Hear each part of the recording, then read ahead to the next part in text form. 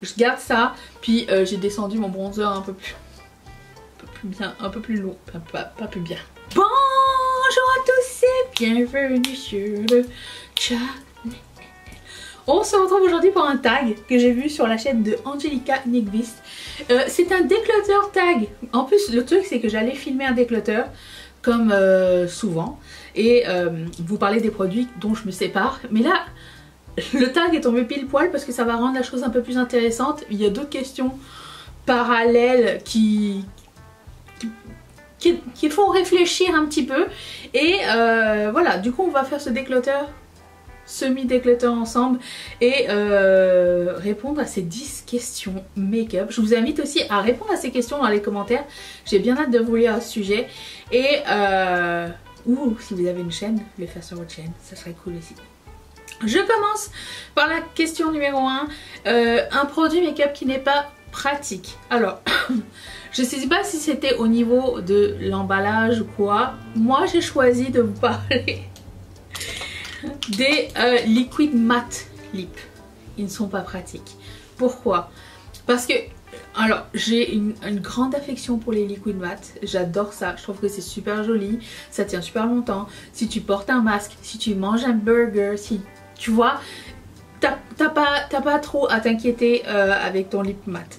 Le seul truc c'est que ça a une durée de vie très limitée et pour le coup, j'en déclutter souvent et pour le coup c'est pas pratique. Je pense que bon, en même temps je garde mon make-up très longtemps, mais les produits liquides en tant que tels ne survivent pas aussi longtemps que les produits en raisin ou les produits poudre ou quoi, et les mattes encore moins.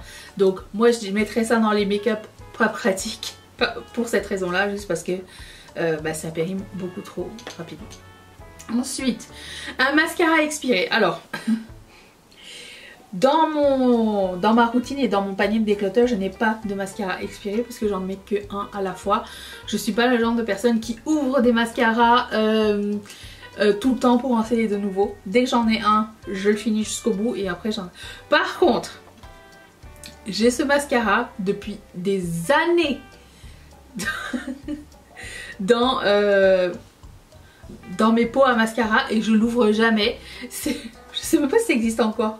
C'est le L'Oréal Méga Volume Manga. Il est encore fermé, il est scellé avec le scotch et tout. Il y a encore le prix, 10,49 $. Mais je l'ai jamais mis. Alors je l'ai laissé là pour dès que mon Bite Beauty est terminé, c'est lui que je vais mettre parce que j'aimerais bien savoir s'il est bien. Ça existe encore? Je ne sais pas. J'achète pas souvent de mascara.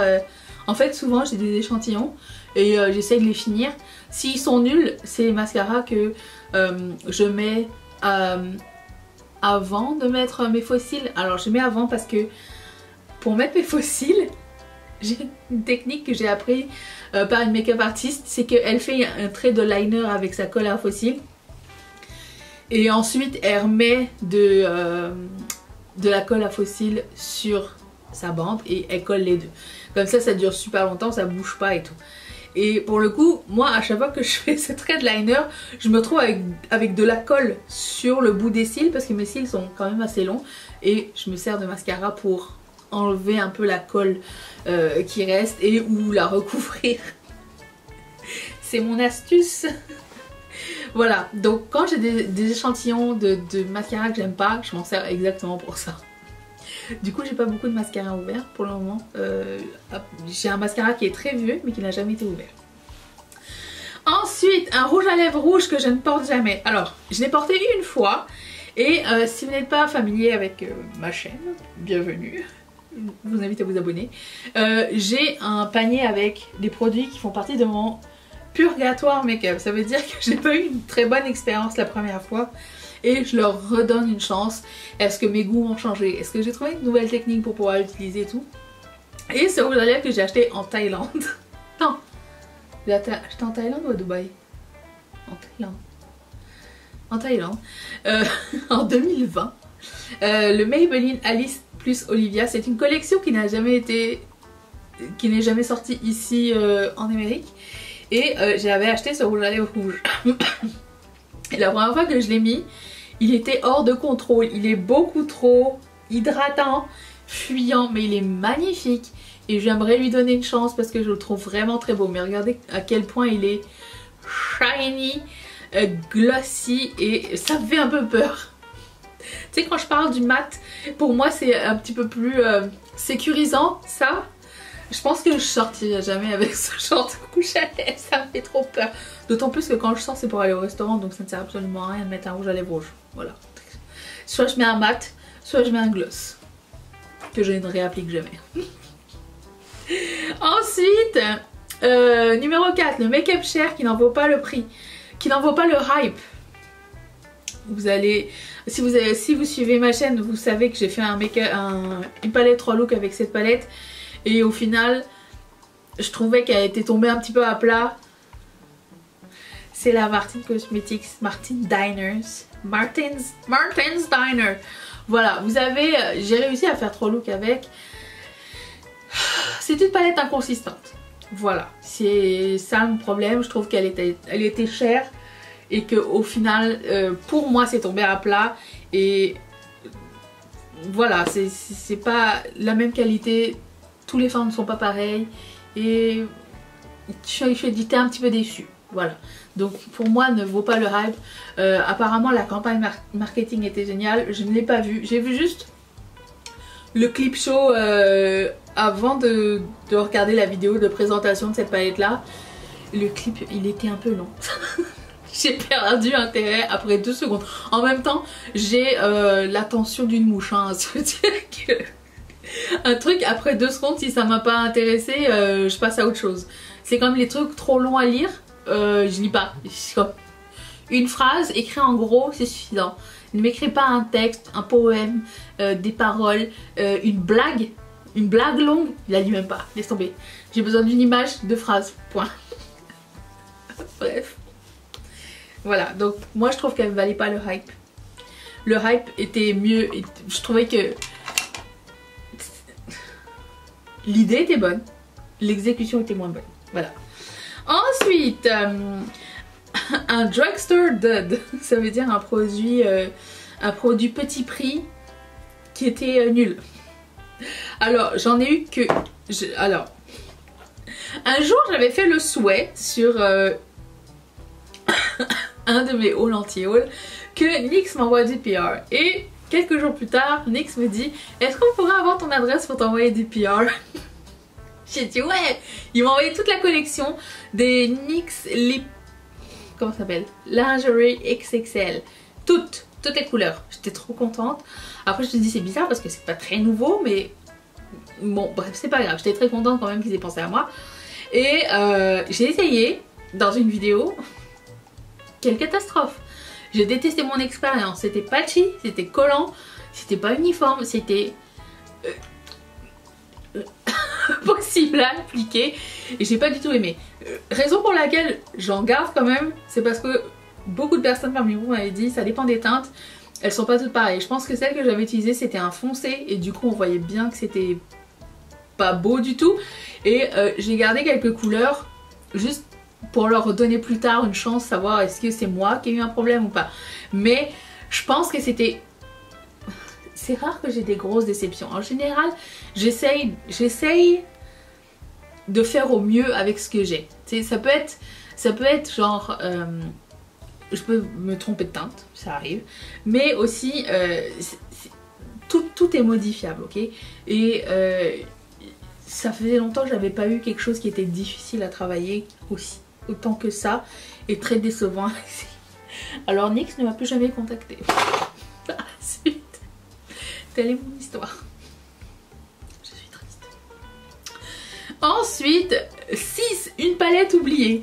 J'ai dans mon purgatoire make-up des palettes à réessayer parce que la première fois n'a pas été une très bonne expérience. Et quand j'ai voulu trier un petit peu cette boîte oui, je me suis pas bien coiffée, mais j'essaye de mettre ma couette ici pour que vous voyez pas que j'ai une bosse, ok? Quand j'ai essayé de ranger les palettes que j'avais jamais essayé pour pouvoir faire des vidéos plus tard, j'avais complètement oublié que j'avais acheté celle-ci, la MAC Made My Fortune fard à paupières, 9 fards. Je l'avais complètement oublié. Je m'étais dit ça serait cool. En fait, Quand je l'ai acheté au début de l'année, je me suis dit ça faisait longtemps que je n'avais pas testé des fards à paupières MAC, à part les singles qui sont souvent très bons, les Dazzle Shadow je les adore. Mais ça faisait longtemps que je n'avais pas acheté, enfin j'avais jamais acheté de palette de ma vie de MAC. Et je voulais tester, voir est-ce que c'est devenu mieux, à quoi ça ressemble les fards à paupières MAC maintenant. Et quand j'ai fait une vidéo à ce sujet, j'ai trouvé que l'expérience était un petit peu... un letdown, j'étais un petit peu déçue, je trouvais pas que c'était extraordinaire, j'avais du mal à le travailler. Je sais pas si vous allez voir mais ce fard il a complètement glacé dans le truc, je sais pas si... Genre c'est pas exceptionnel au prix de MAC tu vois. Et quand j'ai rangé mon truc, je me suis dit ouais j'avais acheté ça. Donc ça c'est un truc à réessayer plus tard, mais disons que ma première fois a été très décevante, très décevante. Voilà. Ah, je suis pas prête à réacheter des fards à paupières MAC. Un produit qui ne vaut pas le hype. Ok. Au début c'était quoi? Un make-up cher qui ne vaut pas le... Ah, ok. Là c'est un produit qui ne vaut pas le hype. Vous l'avez vu dans mon déclutter il y a pas longtemps. Enfin mon dernier déclutter je pense. Non mais cette palette... C'était de la merde, vraiment c'était de la merde. Je l'ai acheté à moitié prix, une chance, mais encore là je regrette, un 80$ que je ne reverrai jamais. Les nudes là, ça semble fonctionner. Les couleurs pour lesquelles j'ai acheté, c'était à chier. Ça et ça ne fonctionnent pas. Ça et ça se retrouvent dans la pastel. Du coup cette palette ne sert absolument à rien pour moi. Voilà, j'en ai déjà parlé 40 000 fois, c'était une grosse déception parce que jusqu'à cette palette, Natasha Denona ne m'avait jamais déçue. Et là, voilà. C'est tout ce que j'avais envie de dire à son sujet. Alors, un concealer nul. Je n'ai pas de concealer nul parce que j'en mets pas souvent. Et j'en mets un à la fois.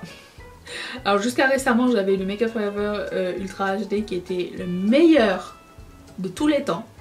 Et ensuite Maybelline m'a envoyé leur nouveau concealer, celui-ci. Le, comment ça s'appelle? Super Stay, qui est génial, c'est ce que je mets en ce moment. Je mets qu'un concealer à la fois. Je ne suis pas du tout une fille à concealer, je déteste acheter ça. Je trouve que c'est ennuyant. Dès que j'en trouve un, ben, je le garde pendant longtemps. Et j'ai quelques teintes, non j'en ai qu'une. Il m'a envoyé toutes les teintes, donc du coup j'ai distribué autour de moi. Mais j'achète très rarement du concealer. C'est pas quelque chose qui m'excite vraiment. Hein. Et j'en ai pas forcément besoin, j'en mets juste des fois parce que mon fond de teint est un peu foncé. Mais celui... ça nous ramène à la question que nous allons vous poser maintenant. Un fond de teint qui n'est pas la bonne taille, la bonne teinte. J'en ai deux, je me retrouve entre les deux parce que en ce moment j'en mets un qui est un peu trop foncé. Mais c'est parce que je suis en train de perdre mon... Il était de la bonne teinte quand je suis revenue du Mexique. C'est celui-ci. Le BK Skin Love. Il est génial. J'adore ce fond de teint. Alors BK c'est une marque morte maintenant. Mais si vous le retrouvez quelque part, je vous le recommande. Le Weightless Blur Foundation. C'est ce que j'ai mis aujourd'hui. Il est un peu foncé pour moi. Par contre. Et avant ça j'avais mis celui-ci. Le Purito Cica Clearing Baby Cream. Couleur sand beige. Trop clair. Du coup je suis vraiment entre les deux. Mais je mélange pas les deux. Je garde ça. Puis j'ai descendu mon bronzer un peu plus bien. Un peu plus loin. Pas plus bien. Un peu plus loin dans mon décolletage. Mais j'adore ce fond de teint. Il est trop bien. Et voilà. Donc aucun des deux que j'utilise. Mais je vais pas les déclutter. Aucun des deux n'est de la bonne teinte. Pour utiliser celui-ci, j'ai acheté une poudre Jaclyn Hill, une teinte plus foncée. Comme ça, quand je vais le mettre, eh ben, ça va être la bonne teinte. T'as compris le coup? Voilà. Donc ça c'est cool. Partir en vacances, packaging incroyable. J'adore ce fond de teint. Et puis, si je devais recommencer une catégorie make-up depuis le début, qu'est-ce que ce serait? J'ai beaucoup trop de eyeliner et beaucoup trop de eyeliner qui m'ont déçu. Et si je devais recommencer ma collection, premièrement j'achèterais plus les eyeliner en peau de Colourpop parce que d'une fois à l'autre c'est pas du tout la même qualité et ils sont en pâte, mais une pâte un petit peu trop épaisse et je les aime pas. Si je devais avoir des highlighters crème comme ça serait les Melt, mais ils n'ont pas toutes les couleurs. Du coup, si je dois avoir d'autres couleurs, je prendrais des K-liners comme ceci, parce que premièrement ça s'active à l'eau, donc tu peux comment dire, tu peux moduler la texture comme tu veux. Et en plus de ça, il y a plein de couleurs sympas. Et comme c'est pas liquide, et ben ça dure 10 fois plus longtemps. Donc si je devais changer quelque chose dans mes collections make-up, j'achèterais plus de eyeliner comme ça, mais plus des eyeliners comme ça. Même si genre si tu pleures ou quoi, par contre ça s'en va parce que c'est activé à l'eau, mais j'ai pas ce problème. Donc voilà mon astuce. En plus de ça, est-ce que vous avez déjà essayé de nettoyer un pinceau avec plein de eyeliner crème dessus? Est-ce que c'est pas de la merde? Si. Alors que quand tu nettoies un pinceau juste activé à l'eau, t'as juste à mettre sous l'eau et c'est fini. Voilà, c'est tout. Mais ceux de Melt sont vraiment exceptionnels.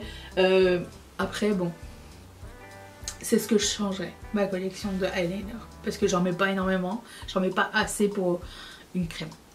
That's it.